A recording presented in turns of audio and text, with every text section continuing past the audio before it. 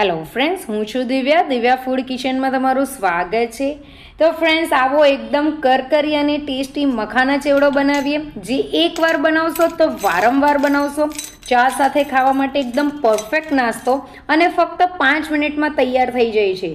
બજાર કરતાં પણ વધારે ટેસ્ટી અને કરકરી મખાના ચેવડો એકવાર બનાવશો તો બધાને ગમશે. તો સૌથી પહેલાં અહીંયા મેં 1 કપ મખાના લઈ લીધા છે, 1 કપ પૌવા લઈ લીધા છે, જે આપણે બટાકા પૌવાના પૌવા આવે છે તે જ લીધા છે.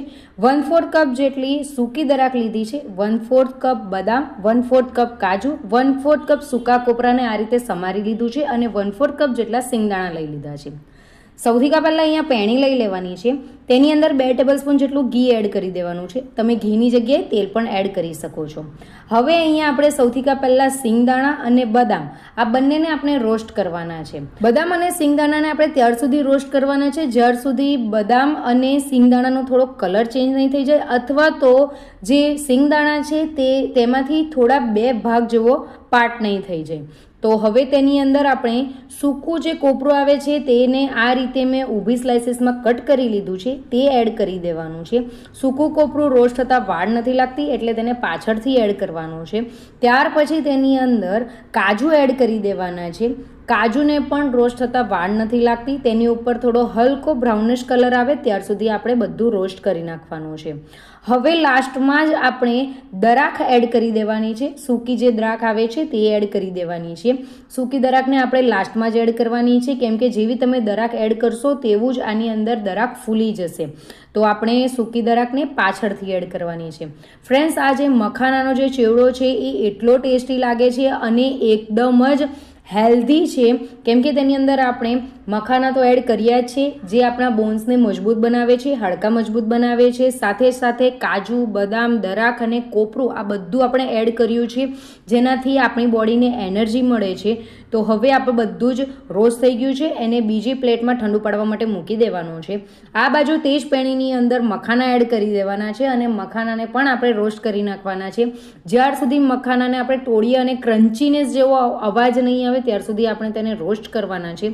તેની સાથે સાથે આપણે પૌવા પણ એડ કરી દેવાના છે. પૌવાને પણ આપણે ક્રિસ્પી થાય ત્યાર સુધી આપણે રોસ્ટ કરવાના છે. તો હવે પૌવા અને મખાના એ બંને રોસ્ટ થાય છે ત્યાર સુધીમાં આપણે અહીંયા એક મસાલાની પેસ્ટ બનાવીને રેડી કરવાની છે. તો વાટકીની અંદર 3 ચમચી જેટલું તેલ એડ કરવાનું છે. તેની અંદર અડધી ચમચી લાલ મરચું પાવડર, અડધી ચમચી જેટલી હળદર એડ કરવાની છે, 1/4 ચમચી મીઠું એડ કરવાનું છે, 1/4 ચમચી ચાટ મસાલો એડ કરવાનો છે, 1/4 ચમચી સંચળ એડ કરવાનો છે અને બધું જ બરાબર મિક્સ કરી દેવાનું છે અને તેને ગાંઠા વગરનું બનાવીને રેડી કરવાનું છે. તો આપણી એક પેસ્ટ બનાવીને રેડી થઈ છે.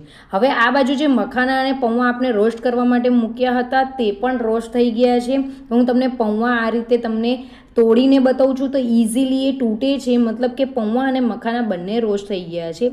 થોડો હલકો તેનો કલર ચેન્જ થાય એટલે તેની ઉપર આપણે જે મસાલો બનાવ્યો છે, મસાલાની પેસ્ટ બનાવી છે, તેને એકવાર હલાવી લેવાની છે અને પછી એડ કરવાનું છે. ફ્રેન્ડ્સ, જ્યારે આપણે આ સ્ટેપ કરીએ છીએ ત્યારે આપણે જે મખાનાની જે નમકીન બનાવીએ છીએ, ચેવડો બનાવીએ છીએ, તેનો કલર ખૂબ જ સારો આવે છે.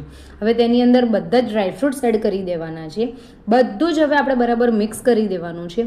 ઉપરથી હવે કંઈ પણ વસ્તુ નાખવાની જરૂર નથી, કેમ કે આપણે મસાલાની જે પેસ્ટ કરી છે તેની અંદર ઓલરેડી આપણે બધી જ વસ્તુ નાખી દીધી છે. તો અહીંયા હવે મખાના આપણા બનીને રેડી થઈ ગયા છે.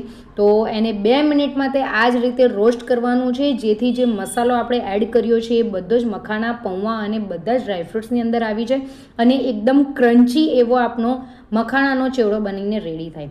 અહીંયા મખાનાનો ચેવડો બનીને રેડી થઈ ગયો છે. ફ્રેન્ડ્સ, એકવાર આ અવાજ સાંભળો.